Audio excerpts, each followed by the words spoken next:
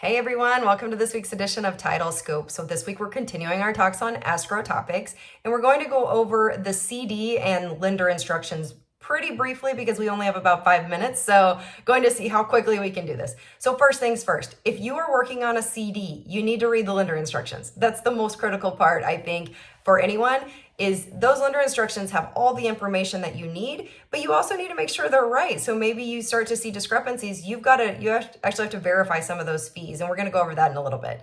So the instructions have a lot of important information. Like I said, it's going to have the loan terms, it's going to have the lender information, lender fees.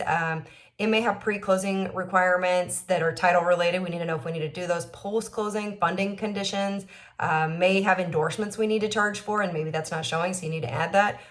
What I tell people is read them, because a lot of times we're signing off on them that we will do what they say. And if you're signing something and you don't know what it says, it's probably not great. You might be giving yourself some liability there. So again, if you read through them and you're like, wait, there is no way we can record within 24 hours, maybe that's a requirement, then you need to make sure you communicate with them or with your boss if you're not sure what to do. And like I said, read through and make sure that there are things you can do. So if you look at page 1, I did include a link in the email, and it's to the CFPB forms. I would encourage you to pull up one that actually is pre-filled. There's a fixed rate, I think, one. Pull that up because you can look at it and actually see. These are actually pretty self-explanatory if you actually read them. That was part of the CFPB's purpose. Maybe for us as title people, we're like, this is more complex, but they did a whole lot of research and they said that these are much more user-friendly for the consumer. So again, if you pull it out and actually read it line by line, you'll see that there is a lot of good information in there. So page 1 was actually my favorite part of the change when they did the change in 2010, because it gives kind of a great synopsis of what the loan is, what the information is, what type of loan it is, what the payment is, all of those things. So I liked that they did that because I thought it was nice to just have it all on the front page. Something that I always did was pulled the first payment coupon to the front when I did closings. And so it's nice that the CD actually has the payment information there for them. So if you look at page 1, that's what's on there. It's basically the synopsis of the loan. So if you go to page 2, that's where we start to input a lot of the fees when we're working up a CD. The top of it's the loan cost, and that's going to have, origination fees. It's going to have any fees really associated with that loan. And that could be borrower paid either at or before closing, seller at or before closing, or paid by others. And if you look at that form, you can see it gives the type of a fee, and then it gives 5 columns. And so that basically tells you when that fee is being paid or if it's been paid already.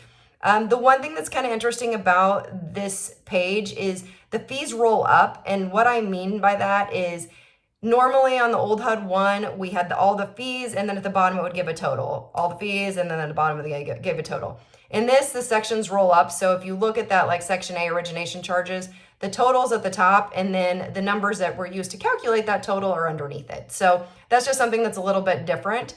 But then ironically enough, it does then roll down all of the totals toward the bottom. So a little bit strange. Again, if you look at the actual document, I think it'll make more sense and you'll be able to see what I mean by that. And if you don't, give me a call and we'll do a shared screen.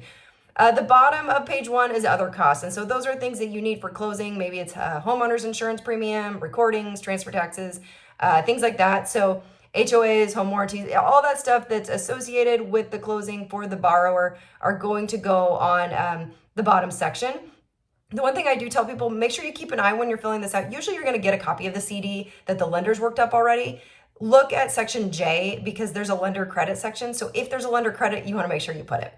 Page 3 is what looks probably the most like the HUD 1 that we all used to use. And it really gives kind of all the fees rolled into one. So it gives what the price of the deal is. It gives the closing costs. That's where you're going to see your prorations of HOAs and transfer taxes and things like that. Those are things you're going to want to verify. The title company usually is relied upon for that. So the lender is expecting you to verify those numbers. So just make sure, again, that that's what happens. If you look at that page 3, at the very bottom, there's a calculation, and that tells you what the borrower is going to need to bring to closing, what the seller is going to get at closing. And again, you're just going to want to make sure those numbers are right. So a couple things to remember. Be sure to review all the fees, and if you see discrepancies in the numbers, so say you work up the prorations, you're like, this is totally off, let the lender know, and that way it can be fixed, and you can come to an agreement. Same with HOA, taxes, payoffs. If any of that stuff is different, you're going to want to address it with the lender so that the numbers match across the board. Now, The other thing I tell people is if you're working it up and they have you dispersing and paying, say, the HOA and maybe the appraisal, but you don't have an invoice, you've got to ask for an invoice. So that's just a piece of best practice advice is if you are supposed to be paying it, you need an invoice for it. Other than that, like I said, the page 4 and 5, you can look at those. It gives some of the terms about the loan. So if people want to look at that, they certainly can. And again, you can read through that. The piece again that was new at the very end for us was the contact information. So that all does need to be filled out. That's something that was required by the CFPB when everything changed. So I know we went a little long this week. It's a 5-page document, so it's a little bit hard to go over quickly, but hopefully that helps some of you understand where things are and what they are. And if you guys have more questions, just reach out. We'll see you next week.